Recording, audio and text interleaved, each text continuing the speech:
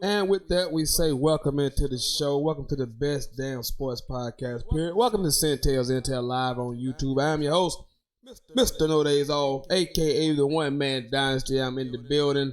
Lots to get into. I'm sorry about that. I don't know what just happened. We had some technical difficulties there. But the show must go on. The show must go on. I'm here for you people. I'm here for you people. Like I said, typically we'll be here Mondays and Thursdays. But you know, because of scheduling, I had to give you a Tuesday show. So this week, Monday and Tuesday. Next week, hopefully, Monday and Tuesday. So I'll be here. Lots to get into. We're gonna talk about the AP All-American list. I got a bunch of players locally that made the team. Also gonna talk about Dak Prescott. Is he really worth the $30 million plus dollars that he's asking for? Zeke Elliott's holdout continues. So does Melvin Gordon. And a Cowboy got paid today. I'm pretty sure you guys not aware of which one it was. Also, Baker Mayfield comments about Daniel Jones. We're gonna get into that. But as I customarily do on this show, you know, in the season 3, I'll start the show off with my opening rant, and I was trying to get that thing going off, and I was starting it off, but we had a little screw up there. But let me get back to what I was talking about. If you saw the game last night,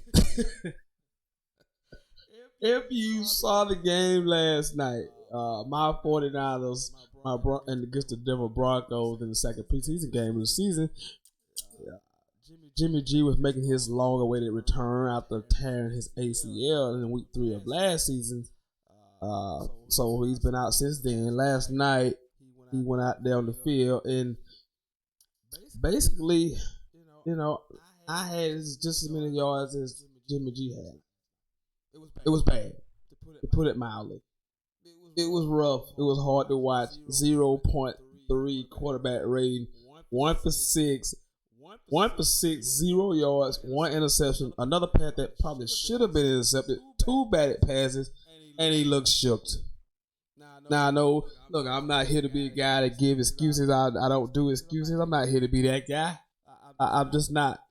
But you know, I will say, listen, coming off an ACL injury, you know, I knew it was gonna be some rust. But it wasn't just the rust. It just he looked like a deer in headlights. He looked like a rookie. You would expect a rookie to look like that. Not a guy who's been in the league several years. Now he don't have a lot of starts, but he's been in the league. He's played in the league. He's done some nice things. For him to look like that last night was very alarming. Very alarming to me. I was very concerned about how he looked last night, and I'm really, really worried. You know, we got a week 3 preseason game. That's typically where your team goes out and plays their starters for significantly amounts of minutes, and you know, hey, this is scary. This is not good. This is not good. As a 49er fan, I'm not in a good place right now. I'm just not in a good place right now because I don't know what we have. I thought I knew what we had. Now the ACL injury. Now this performance last night. Now it was a preseason game. I don't want to get carried away. I don't want to go crazy about a preseason game. I don't want to do that. But it was the way he looked in that preseason game. It was bad. It was bad, people. It was bad all the way around.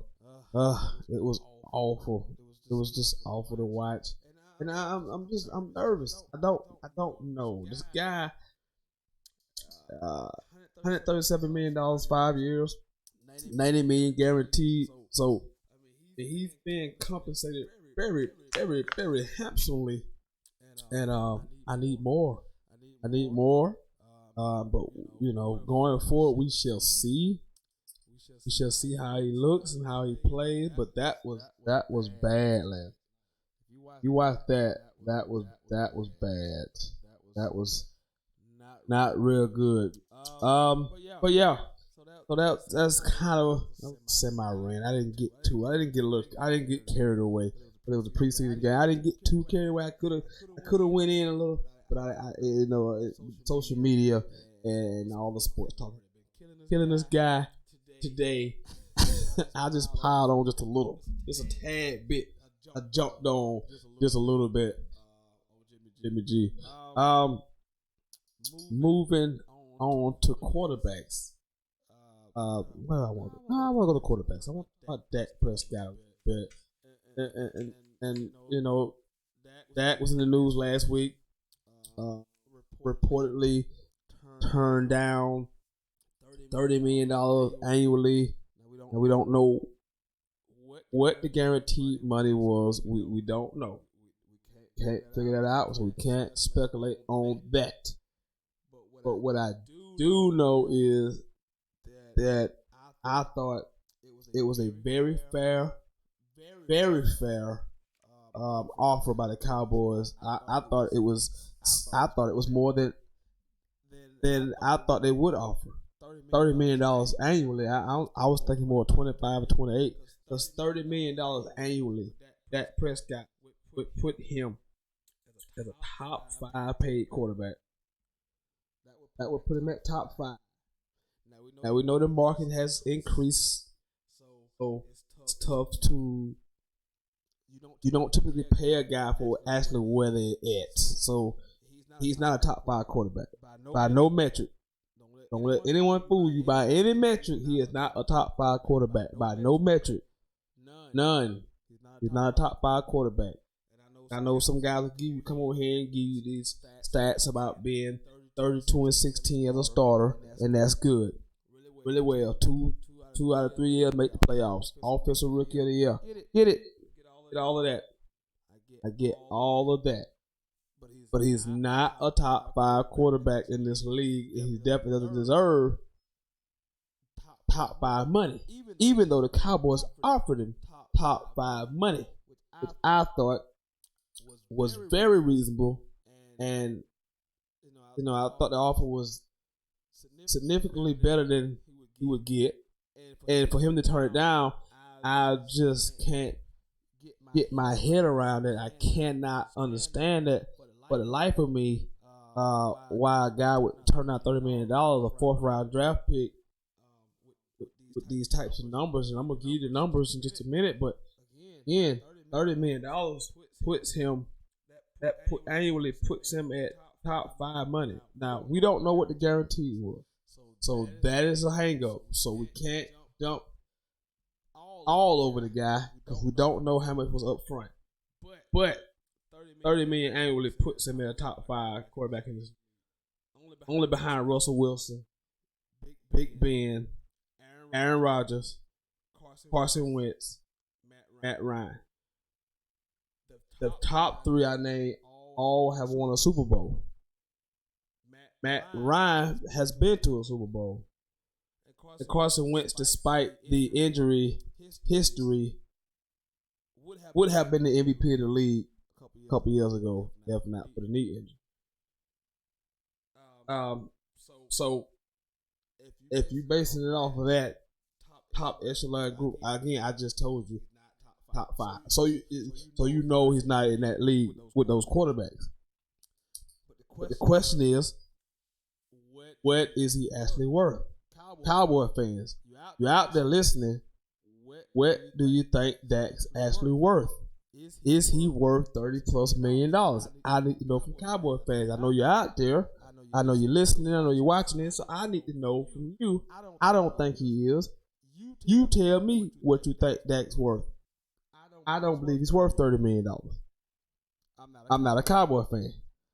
I know some of you guys see things through different lenses than I see things. So I want to hear from you on what you think that Dak Prescott is worth.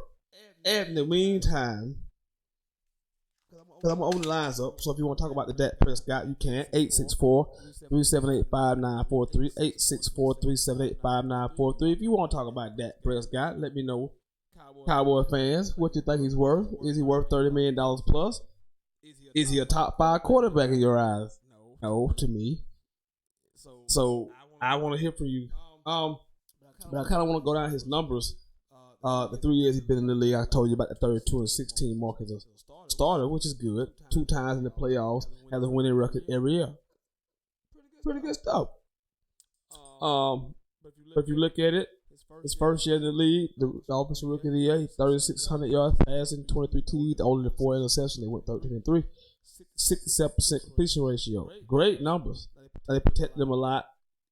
Short passes, obviously, not taking a lot of risks with the young quarterback. But great season. 2017, 3,300 yards, so he went backwards. 62% completion ratio. And then with 22 TDs, 13 interceptions. Zeke Elliott missed 6 games, I might add.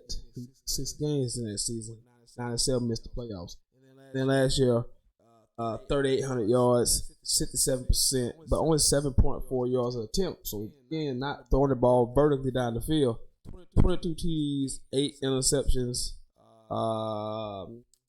It went 10-6, obviously, and won a playoff game. So that's why, I'm not knocking him in the point that he shouldn't get 25, 28. The $30 million, I would have been like, whoa. But that was more than enough for Dak Prescott. And for him not to take that money I just can't see him not why he didn't take the contract. But anyway, 32-16. But I want to give you the numbers of the teams, his team during those years. So you can see a theme here of what the Cowboys are. We know what they are. They are a running football team. They are built to run the ball. There's the 3 first-round picks in the offensive line. Then Zeke, the top 5 pick in the NFL draft. So they are built to run the ball. In 2016 to 13-3 year, they were second in the league in rushing. And they were 5th in total defense and 5th in scoring defense. They had a top 5 defense, a top 2 running game. Because look at what they was in passing. They were a 23rd ranked passing team in 2016, but yet they went 13-3.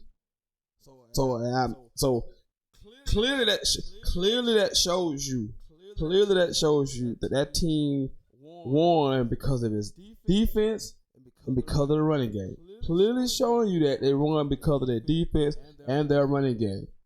Clearly showing you that. Those numbers illustrate all of that. You can take that to the bank. Whatever you want to say, that's what it is. That's facts. That's not speculation. That's fact. 2017, they were second in rushing again. Second in rushing again in the league 2017. Just 13th in defense. So they slipped a little bit in defense. But the rushing game is still there. They was 26th in passing. They was 23rd in total yards, 23rd in passing 2016. They went to 26th in passing in 2017. So they went backwards. Quarterback digressed. He went backwards. Then 2018, they were the top 10 rushing offense, number 10. And they were still 23rd in passing. So they've never been higher than 23rd in the 3 years in the league, in a passing league that we know is dominated by quarterbacks and throwing the ball on the field, and everything's geared toward the offense. Everything's geared toward the receivers. Everything's geared toward scoring, and the quarterback to be special, and the quarterback to thrive. And 23rd, 26th, and 23rd in passing. And then 2018 defense, the defense was 6th in total defense and 6th in scoring defense. So in 2 of the 3 years, he had a top 10 defense. 1 of the 3 years, he had a top 5 defense. 2 of the 3 years, he had a top 2 rushing offense. So $30 million is very adequate for Dak Prescott. I can't get my mind around him turning down $30 million. Again, don't know what the guaranteed money was. I don't know. But if it's $30 million and it's along the lines with the guarantees of these other contracts, then Dak is crazy. Dak is damn crazy. So Cowboy fans, you let me know. You tell me, what is he worth? Is he worth top 5 money? Is he a top 5 quarterback? I need to know, Cowboy fans. You out there watching, I need to know. Phone number 864-378-5943. 864-378-5943.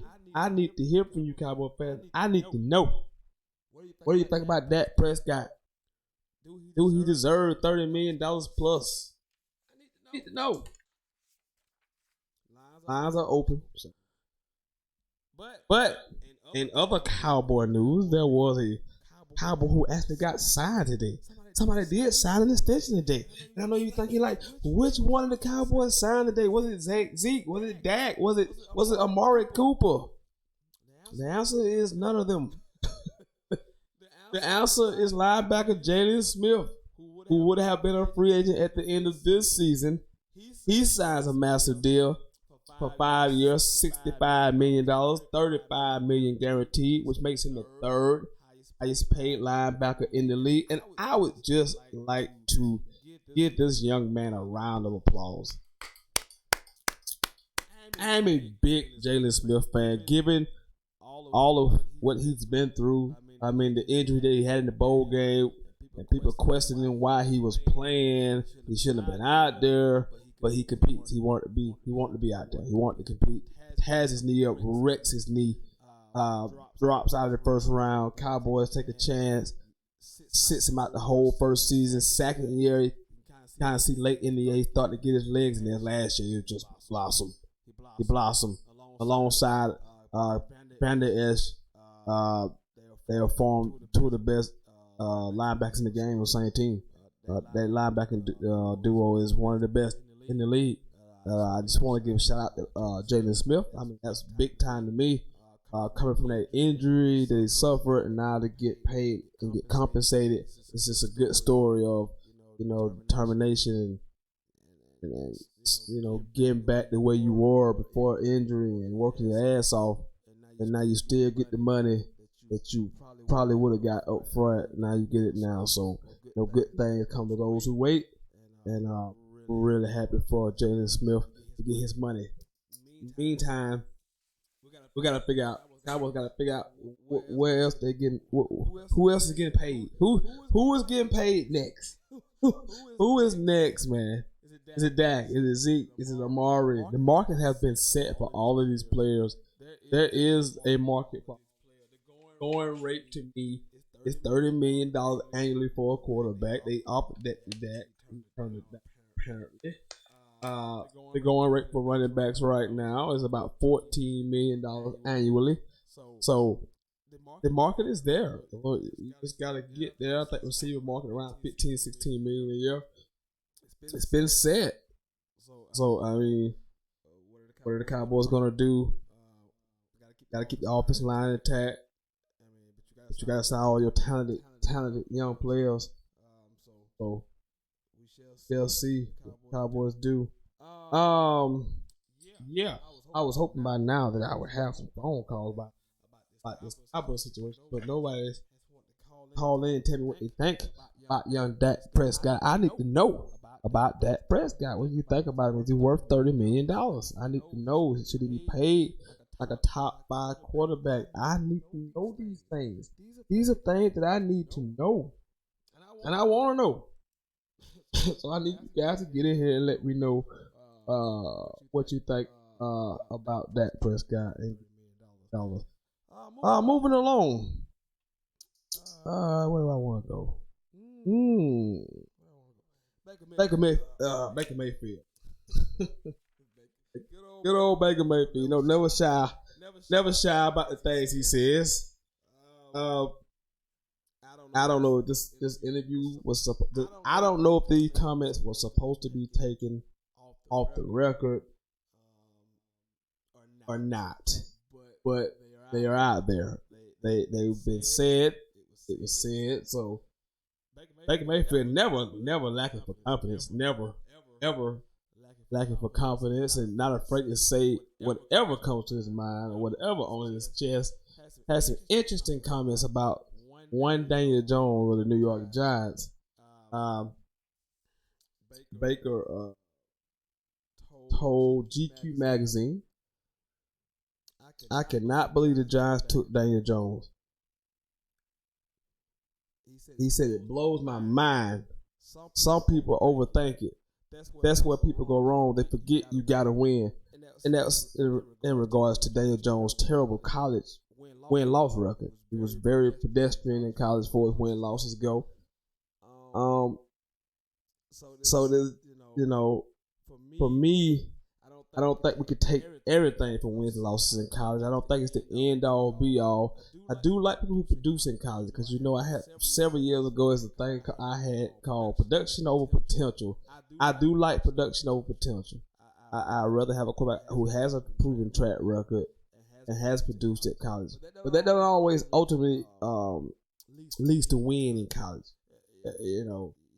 Like a Jay Cutler. I know Jay Cutler, which is a bad teammate toward the end, but like a Jay Cutler who was at Vanderbilt, extremely talented guy at Vanderbilt, but he has less than ideal talent, so his win losses is not gonna be the same. Now he's putting up really good numbers, but his win losses is not gonna be the same as that of a team who's loaded. You look at some of the Alabama quarterbacks of lately, Sims and some of those guys winning championship, Jacob Coker and those guys, not elite quarterback talent, but their win losses is crazy because they're playing with like 10 other NFL guys. So it can't be just about wins and losses. It can't just be about wins and losses. So I these comments, interesting comment. I do not believe that Baker probably meant for these to be on the run. Just me. Because everybody was stunned. Everybody was stunned at the Giants, except for the Giants. Front office people and everyone was stunned and shocked that they took Daniel Jones at 6. Everyone was stunned. I don't think that's an overstatement. That was the census that everybody thought that the Giants took Daniel Jones at 6 when no one really had him, considered him that high. No one considered him as a top 10 pick, or even a first round quarterback. But it was shocking to see him get taken in the first round. So yeah, Baker Mayfield, as he always does, fanning the flames, being Baker Mayfield, rather than the cages of people, like only he can, Oh my goodness. What we're gonna do right now? I'm gonna take a short break. Take a short break. Come back and we'll talk about the AP All-American team. We'll give you the names that are on that. Then we're gonna do a little win totals for some of the college football top 10, top 15 college football teams. We're gonna give you their win totals, and we'll talk about that. And then hopefully get some phone calls about Dak Prescott. And do you think he's worth $30 million? Or if you want to talk about the Baker Mayfield comments, or Jimmy G's just dreadful performance last night. Anything you want to talk about in the world of sports, I'm here for the next half hour or so. So just stay tuned. I'll be right back. Don't you guys go anywhere.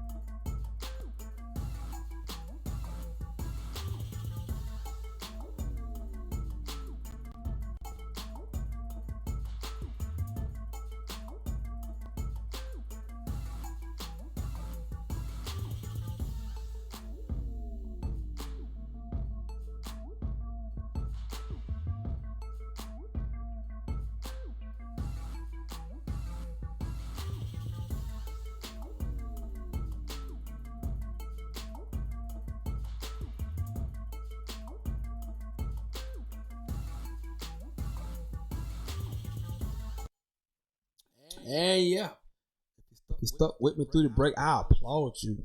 I applaud you for sitting here and sitting it out through the break, man. Welcome back to the show, man. You know what it is. Centel's Intel live on YouTube. I'm your host, aka Mr. No Days Off, aka the One Man Dynasty, Wesley Centel.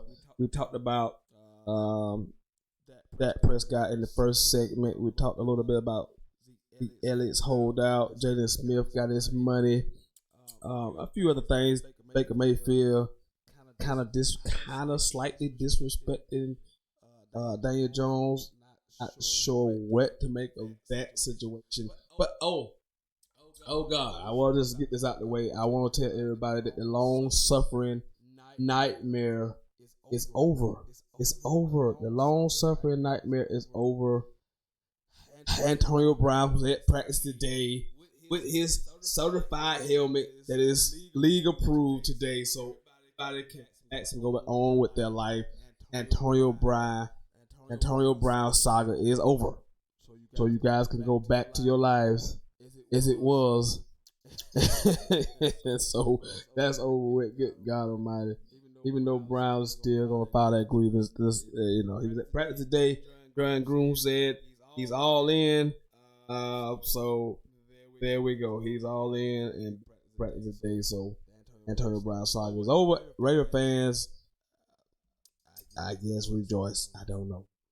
Speaking of all in, let's get to this AP All-American poll. I mean, not poll, but AP All-American players, first and second team. So this is the preseason All-American rankings. So let's go through it. At the number one at quarterback, no surprise here, Trevor Lawrence, sophomore for Clemson. Last year, 30 TDs, 4 interceptions, completed 65% of his passes. He's back with an arsenal of weapons, so seems to be an easy pick right here. Running backs, one running back, Jonathan Taylor, Wisconsin. Jonathan Taylor, I want to talk about Jonathan Taylor for just a second. Jonathan Taylor for just a second, bro. This guy has been in college football for two freshmen. He rushed for, as a true freshman, he rushed for 1,900 yards. Last year, he rushed for 2,194 yards. The grand total of 4,171 yards in 2 seasons.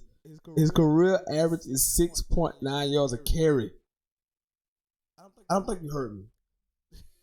The guy has 4,000 yards in 2 seasons of college football. 2 seasons. I know a lot of people say, well, that's Wisconsin, it's part of the system, yada, yada, yada. I get it, but that's 4,000 yards in 2 seasons.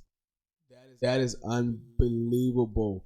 He has a chance to get to 6,000 yards in 3 seasons in college. That is unbelievable. That is unbelievable.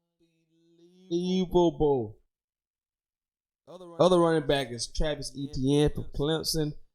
Last year he had 1,658 yards, 24 TDs, and an insane 8.1 yards a carry. That is just ridiculous. He will get some Heisman consideration. I just don't know if he'll get enough carries. Considering I think that most Clemson games over with early, so I don't know how much carries he'll get. Jonathan Taylor will be right there. He'll get a bunch of carries because they're gonna lean heavily on him, especially if they start their freshman quarterback. So it's very likely that Jonathan Taylor can 2,000 yards. It's very likely. At tackles is Andrew Thomas out of Georgia and Walker Little out of Stanford. I tell you, want to find a good offensive lineman, go to a college looking for an offensive lineman, just go to Stanford. Just go to Stanford. Just go to Stanford. They keep these guys. So they got another one out there, Walker Little, who's a really good tackle.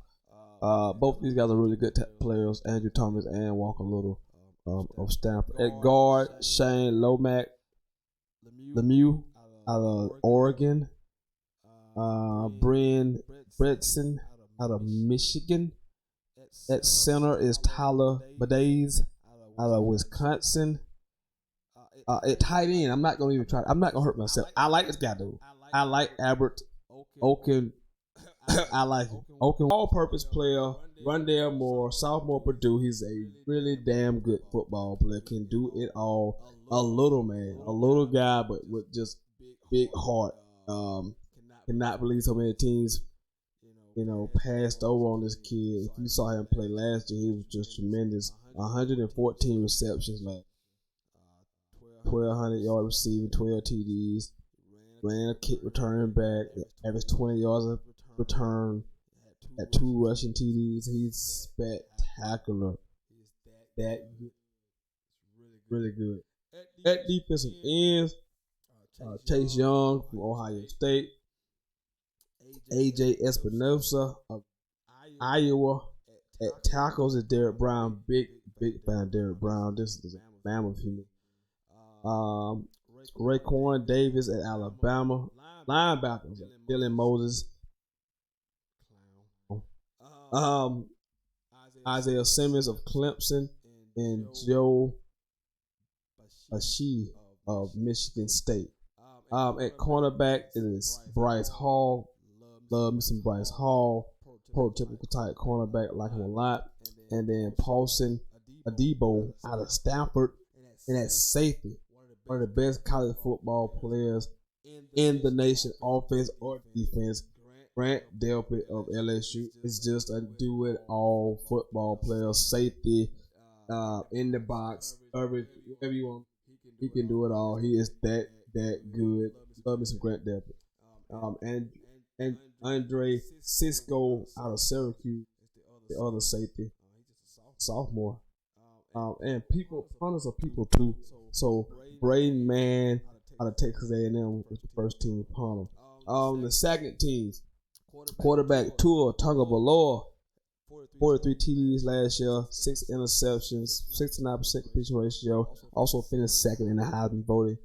Running backs, DeAndre Swift of Georgia, Eno Benjamin of Arizona State. At the tackle position is Trey Adams out of Washington. Calvin Throckmorton, Oregon. Said that right. I hope I said that right. At guard is Tommy Kramer, Notre Dame. Again, another school where that if you need an offensive lineman, just stand out there and pick one. Stanford and Notre Dame, just something about those schools with offensive linemen, man. These guys just continue to get offensive linemen. It's ridiculous. I just don't get it. And then that's John Simpson, senior at Clemson. At center is Nick Harris, senior at Washington. Tight end is Jared Pinkney. Watch out for Jared Pinkney this year, Vanderbilt. He is a good-looking tight end. I know he plays for Vanderbilt, so a lot of people don't know who he is, but that guy can play. At wide receiver is LaVisca Chenault Jr. of the Buffaloes, Colorado Buffaloes. Then there's Justin Ross out of Clemson. It's funny because T. Higgins, a couple years ago it was T. Higgins, like he's gonna be the next great receiver. He still can be great. And all of a sudden, Justin Ross has this big monster playoff run, and it's like, oh, Justin Ross is the better of those two guys, right? It's interesting to see that. All purpose is C.D. Lamb, love C.D. Lamb, junior receiver out of Oklahoma, and the kicker, Rodrigo Blankenship. Now, this guy, you supposed to only have 4 years of eligibility. That's for what I know. I mean, I've been told my whole life that you only have 4 years of eligibility. This man has been in school since no Sean Moreno was there. This man has been in school forever. How is this man still at Georgia? What kind of mission program they got going on? What is happening? How is Rodrigo Blankenship still at Georgia? How is that even possible? I don't even get that. Like I don't even know how that even registers. How is that even happening? I don't know how that's happening. Oh my goodness. On defense, defensive ends, Kenny Kenny Willis, senior Michigan State, Julian Okawara, Notre Dame. At tackles is LeKay for two. He's a load for Utah defensive tackle. He's a load. Utah defense gonna be really good.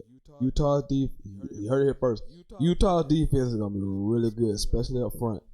Marvin Wilson Jr. from Florida State.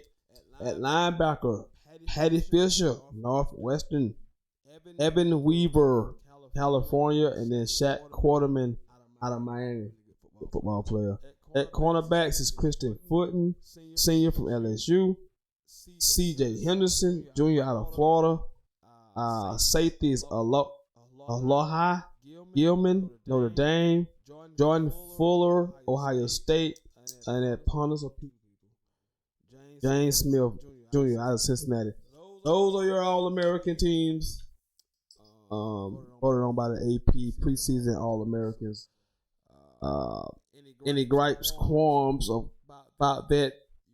All in 864-378-5943. 864-378-5943 is the number right here on the Best Damn Sports Podcast. Period. Centels, Intel. We have a lot of issues, like weather being the issue. Didn't know, thought it was in the clear for a little while, but apparently we're not in the clear.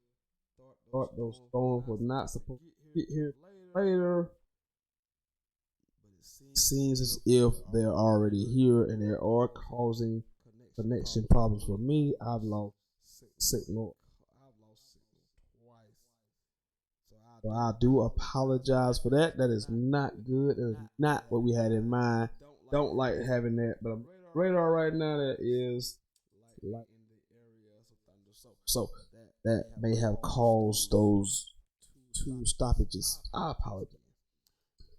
But anyway, welcome back to the show, man. We've ran the gamut of topics on here today. Was hoping to have a little bit more input from the fans at the end of the day, a little bit more interaction today. I thought I would get a little bit more interaction today, especially with the Cowboy topic. I didn't, but it's all good.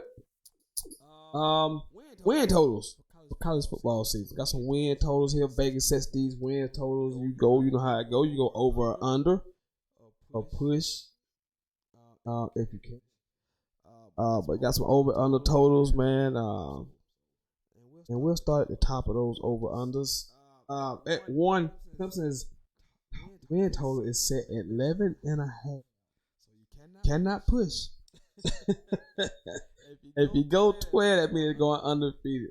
So you know how I am. I don't pick teams to go undefeated. I don't care what league they play in. I will never pick a team to go undefeated in college football. I just won't do it. History tells you that anything can derail an undefeated season. Now they went undefeated last year, clearly. So did Bama before the championship. I just can't pick them. I can't pick a team to go undefeated. So I can't pick 11.5. Can't do it. That means you got to go over. You have to go 12. I can't do it. I can't place my money down. I can't put my money on that. Not saying it won't happen. I'm just not gonna put my money down on it. Just not gonna do it. I can't do it. Alabama's win total is 11. I'd probably push. I'd probably give them exactly 11 wins. What I'll give them 11 wins. Because again, I don't go over. Don't go 12. I don't get anybody 12. Regardless of how the schedule looks, I'm not going 12. Can't go 12. Georgia's win total is at 11. 11. Georgia's win total is at 11. How many wins did they get last? They won 11 games last year. They went 11-3. I mean, so if you push, you say they're gonna win 11 games. That means they're going 11-1. Notre Dame, Florida, at Auburn, at home against A&M.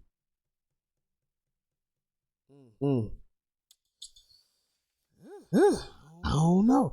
Well, I don't know. That'd be a tough one to lay my money down on 11. I would be hard pressed to pick 11 wins. But Georgia's win total, here we are. It's at 11. That's where it's at. So, you decide. You decide if you want to do that. I can't do it. I'm not gonna do it. I refuse to do it.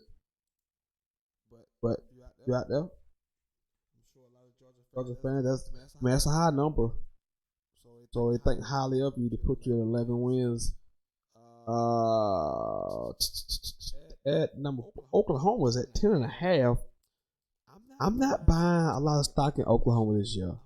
I'm not a Jalen Hurts guy, and I'm just not a Jalen Hurts guy. But they got back-to-back Heisman Trophy winner, and Lincoln Riley is a really smart guy. CD Lamb is back. But they only returned 4 offensive starters. The whole offensive line is just about gone. And I just don't like Jalen Hurts. I'm not a Jalen Hurts guy. I'm just not. 10.5. I go under. I would go under. I would definitely go under. They at Houston. That's gonna be at Houston's gonna be a tough game. The King kid from Houston can play. Do not be surprised if Oklahoma loses game 1 to Houston, because King can play. And they got Dana Hoganson is down there. He took the job down there over during the off season. You know what he does with offenses. He's gonna have a really tremendous, talented quarterback. Don't be surprised if Houston beats Oklahoma in that opening season. And I don't think it's there. It's showing it, but it might be a neutral site game. But it's showing that they're playing it at Houston. Then they get Texas. I think Texas is a little better at Oklahoma State. You never know that rivalry game. I'm gonna go under 10.5. I can't go over. Can't give them 11 wins. I can't. Not with Jalen Hurts at quarterback.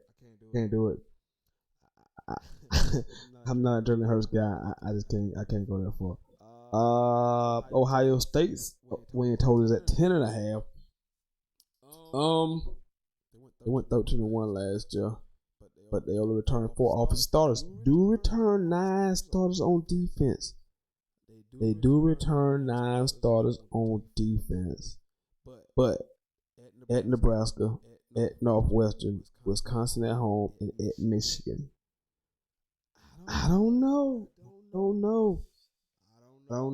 At Nebraska, at Northwestern, home to Wisconsin, at Michigan. So, because if you go over 10.5, that means you got going 11 and you got them going 11-1. 9 defensive starters, new head coach Justin Fields just got named the starter yesterday. Look, I picked Ohio State to win the Big Ten last year. They did. I want to go with Michigan this year, but it's just hard to pick Michigan. They just disappoint you every time. But I guess I'll go under. I go under. I'll go under. I don't see them winning 11 games. I don't see Ohio State winning 11 games. I'll go under. New quarterback, new head coach. At Nebraska, at Northwestern, at Michigan, Wisconsin. Because I can't go 11. I can't.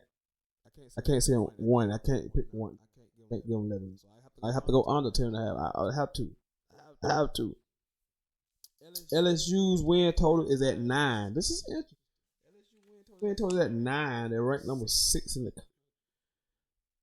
Went 10-3 last year. They play Texas early in the season. They get Florida at home. They go to Bama. So I think this is where you see Vegas saying they're gonna lose. They would lose those 3 games. So they'd be 9-3. So they'd be right at 9. That Texas game is huge, right? That Texas game is huge, right? They win that game. They probably get the 10 wins, right? They lose, they probably get 9. So that's a huge game. That game is at Texas.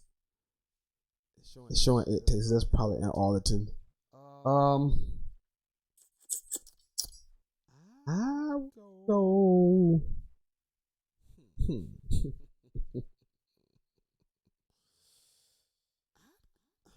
I'm gonna go over. I'm gonna go over. I think LSU is really good this year. I really believe in LSU. 8 offensive starters, 8 defensive starters.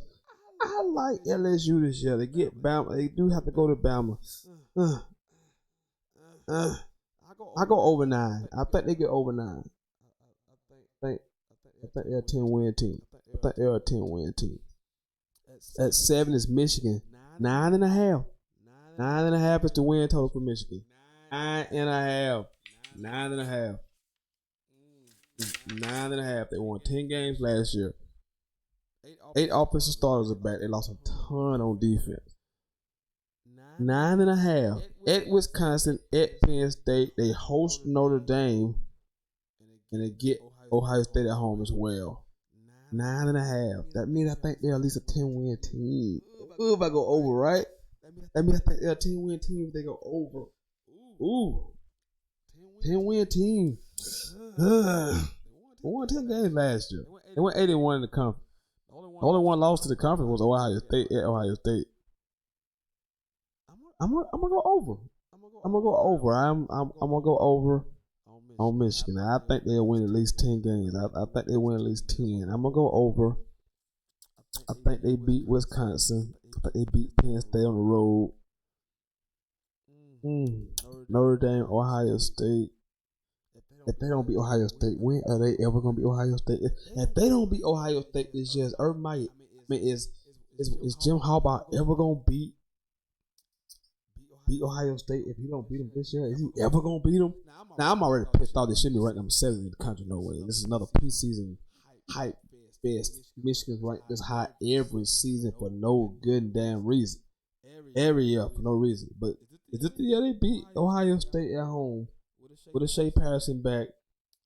I'm gonna go over 9.5. I got Michigan on over 9.5. That's where I'm at. Hey, look, I don't get into some of this gambling stuff. If you dabble in some of this stuff, place your wager.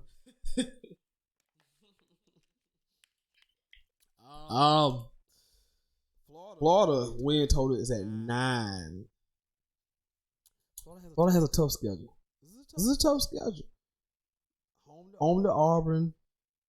Open with Miami. Home to Auburn. Georgia, obviously. Go to South Carolina. Go to Missouri. It's a tough schedule. This is a tough schedule. It's at 9. It's at 9. It's at 9. Whew. Oh, man. Listen, man. Listen, for betting purposes only. For betting purposes. I'm going over. 10-win team, despite how tough the schedule is, still think it's a 10-win. I think it's a 10-win team. A lot of returning players defensively, not a lot on offense. Losing 4 out of 5 starting offensive linemen it's never ideal. But the skill position players, the backs, I think the quarterback takes another step. Even with the schedule, I believe they get the 10 wins. I think they are a 10-win team. So I go over. At number 9, Notre Dame win total is 8.5. 8.5 win total. Look, the schedule is tough. 8.5 Notre Dame win total. They won 12 games last year. They returned 7 offensive starters, 6 on defense. Ian Book is back. Now look at the schedule. At Georgia, at Michigan, at Stanford, home to Virginia. That is a tough schedule. But I think Notre Dame is a 9-win team. With 7 offensive starters, 6 defensive starters. 9-win team. They lose to Georgia. They lose to Michigan. I think they split between Stanford and Virginia. That would put them at 9, right? I know SoCal. I ain't got USC on here, but they play USC too. I'm gonna go over. I just think Brian Kelly's Notre Dame. He had one bad season. Other than that, I think they've been consistently pretty good. 8.5. The schedule is tough. But I think they can get 9 wins. I think they can get 9, right? I think they can get 9. What do you think? You think Notre Dame can get the 9? Think that? What y'all think? I think they get the 9. And speaking of schedules, this one, Okay, I'm sorry. Let me go back because I was about to get to. Let's go to this one. Oregon is next. Actually, Oregon is next. 8.5. 8.5 over under set at 8.5. They won 9 games last year. Return. I told you yesterday. Get a team every year that I'm super high on every year, and I get a team that I'm really high on, and it's Oregon this year. I really like Oregon with the 10 offensive starter, including Justin Herbert, who would have been a first round pick this year if he had to come out draft. 7 defensive starters. I like Oregon. Win total 8.5. They do open the season with Auburn. Well, no, they open the season with Auburn. Neutral site. They go to Stanford. They're at Washington and at UNC. So they play all the top Pac-12 teams on the road. Ooh, but I'm high on them. So I'm going over 8.5 because I believe in Oregon. I am with the quack. I believe in the Ducks. I believe in the Ducks. I believe they win the Pac-12. I believe they win the Pac-12 and compete for a chance to get into the college football playoff this year. Believe in Mario Cristobal. I believe in Justin Herbert. So I'm going over 8.5 with Oregon. I'm going over 8.5. I got the Ducks over 8.5. Now, what I was about to say is, speaking of schedules, South Carolina has a difficult schedule. We do know this. They have probably the toughest schedule in the country. But not far behind them is Texas A&M. Texas A&M win total is 7.5. 7.5 win total for Texas A&M. Now, surprising 10-win team last year. Jimbo Fisher's first year at A&M, they get 10 wins. Kelly Mond is like a completely different person, and we all praising Jimbo. Here comes reality check right now. Okay. A&M, 7 offensive starters, only 4 return on. Look at the schedule. They go to Clemson, at home Bama, at Georgia, at LSU. Oh, yikes. Which one of those games do you think they can win? Like, because they would have to win one of those to get to their number. Can they win at Clemson? On the Bama? At Georgia? Maybe LSU. Maybe LSU. Those teams play. I think it's like Thanksgiving weekend, so you never know. Strange things happen during those games. But it's over under 7.5. I'm gonna give Jimbo a lot more credit than this. I know the schedule is tough, but 8 wins. I think he can get to 8 wins. I'm gonna go over. I think they can get the 8 wins. I think A&M can get the 8 wins. I think they can get the 8 wins. I'm gonna go over. I believe they can get the 8 wins. So those are some of your over unders for some of the top teams in the country this year. If you want to know about your team specifically, just hit me up right there. If you want to know what the win totals are set at, what you think should go over or under, I'll let you know what that is. Lines are open. 864-378-5943. 864-378-5943. Want to call in? We talked about Dak Prescott earlier. Is he worth $30 million? Is he a top 5 quarterback? I need to know. Give me answers. I need to call in and let me know what you think about that situation. Antonio Brown's saga seems to be over. I guess he came to practice today. He went to practice today. Certified helmet. Thank God. Baker Mayfield had some not so nice things to say about selection of Daniel Jones by the Giants. Shocked, blown away was his words. Most of us were shocked, so I don't see the big deal, but it's something you probably don't want to say about your contemporary. Yeah. Also went through the AP preseason teams. Trevor Lawrence was our first team quarterback. Tua Tagovailoa with the second team quarterback. So if you're interested in that, Travis Etienne, Jonathan Taylor were your running backs. Gary Judy was one of the receivers on the team.